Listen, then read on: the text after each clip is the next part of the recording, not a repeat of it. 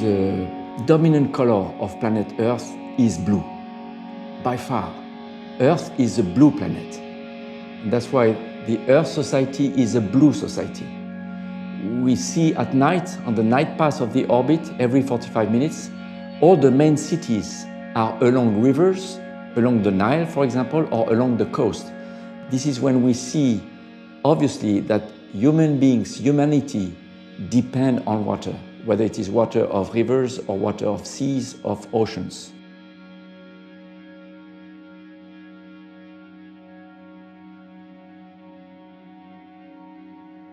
Every time you and I breathe, 50% of the oxygen we consume has been produced by microscopic plants in the surface of the oceans. We also have the oceans providing 97% of all of the water on this planet, and that's the reservoir for water that enters the water cycle, without which no plant life, no animal life, no human life can exist on this planet. I think we have to bring the oceans into people's daily lives. The oceans are like the air we breathe.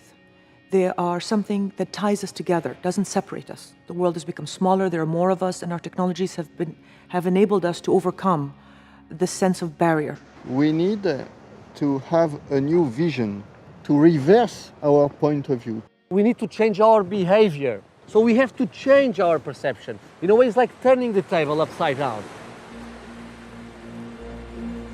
The more we look at the biodiversity in the ocean, the more we see that there's an incredible biodiversity there. All of the planktonic life, which is 95% of the biomass of life in the ocean, is largely unexploited. We know very little about it. We don't really know what these organisms are. We've discovered millions of genes, which many of them, we have no clue what their functions are. All of these, potentially new sources of organisms, for biofuels, new sources of molecules, of genes, for healthcare, for nutrition, for all kinds of other things. Well, in terms of food, we already derive quite a lot of our protein from fish, of course. Many people around the world depend on fish for their basic nutrition. Algae also are used in nutrition. We are traditional fishers, so we only fish with fixed gears, like flukes and nets, and we pick oysters and cockles by hand. So what we have to learn in the future is take care of our environment. So we have to eat what the sea gives us in abundance, and not only eat tuna and salmon, just eat what the sea gives you. We are going through a transition from hunting the oceans, fishing, to farming the oceans.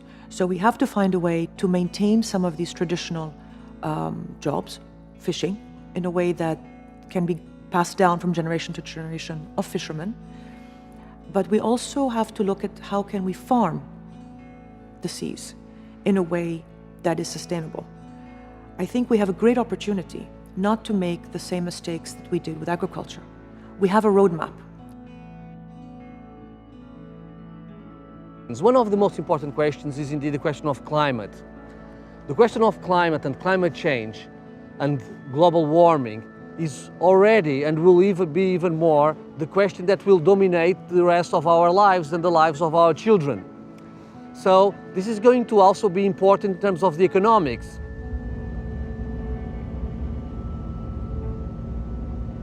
At least 90% of all the goods are transported by ships across the oceans. So ocean transportation is, for the global economy, is really important.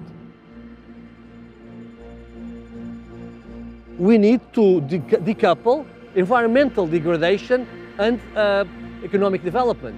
We will need to create a new economy.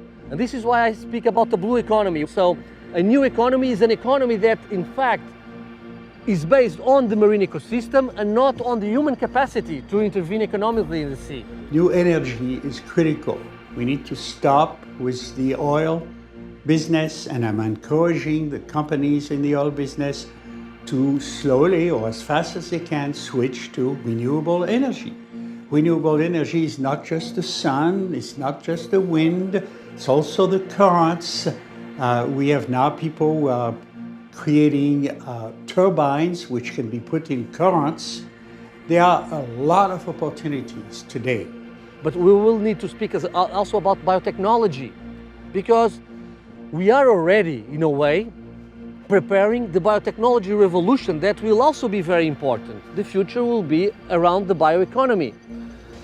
Do you know that half of the medicines we use in cancer treatments are based on the research on ocean? Phytoplankton can produce glass at 0 degrees. You see the potential of the ocean, the potential of the future research. It's an amazing field of possibility. I guess we have to be pragmatic. I mean, I guess we have to accept that it's money that makes the world go round. And so we have to try to work within a kind of economic framework.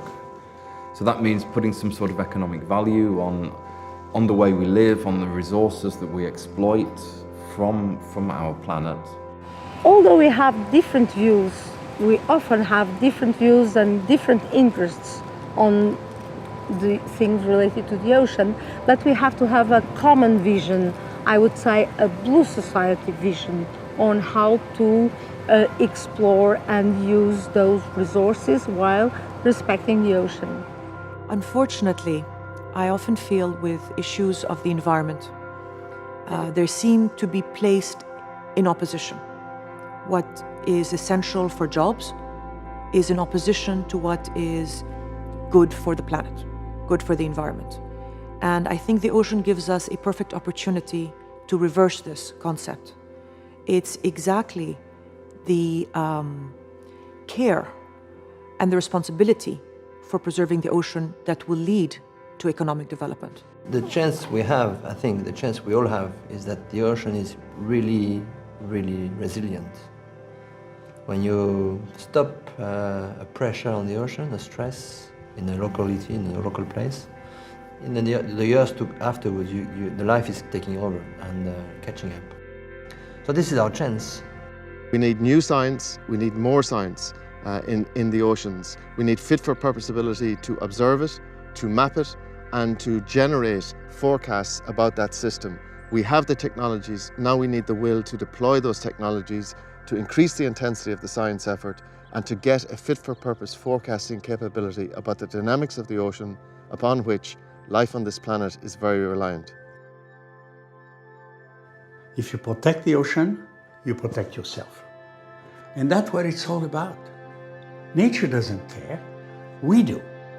And so the Blue Society is passing on the message to a lot of people, and they're going to want to make better decisions than they made before. They didn't know, now they will.